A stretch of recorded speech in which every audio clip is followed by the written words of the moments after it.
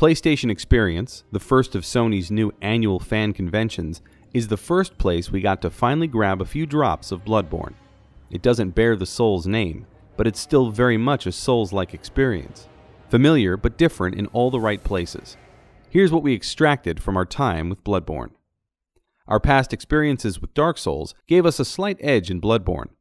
Bloodborne looks to be the evolution of the Souls series, so fans coming to this game having played past games will feel right at home with a lot of the mechanics.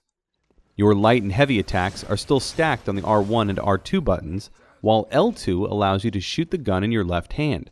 What's different here is L1. This button allowed us to shapeshift our weapon, which transformed from a short hand blade into a much longer staff with the blade at the end of it.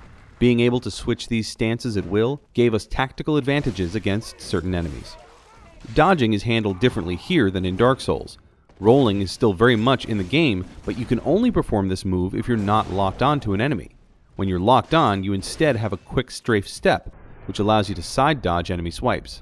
We found this type of dodge to work better against bigger enemies, and when things got hairy, we broke lock and rolled to safety.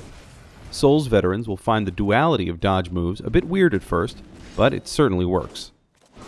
Gameplay videos and trailers had us thinking this game would be easier than Dark Souls, but after playing, it's clear Bloodborne's enemy placement and density will keep you on your toes. Healing items are few and far between, and there was no sign of a save point or bonfire of any kind. We had to constantly be aware of health and healing vials, since death meant being reset all the way back to the beginning of the area, with all the enemies respawned again. There also didn't seem to be any souls to collect for experience. This was an alpha build with predetermined characters though, so it's possible that this demo didn't have any sort of character growth implemented. In terms of size, we're still unsure. It was released that there will be 10 areas in the game, but that doesn't really give any indication of the size. So far, the location of the demo makes it seem very linear, so we're curious to see whether it will have an open and interconnected world design like Dark Souls.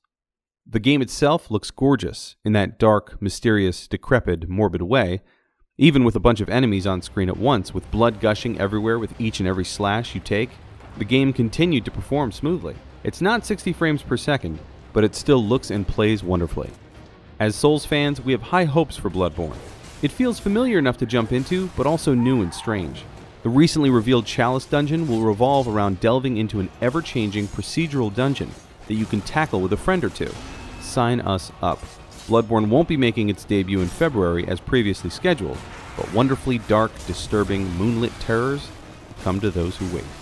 For the latest gaming news, reviews, tips, cheats, walkthroughs, and more, go to GameZone.com.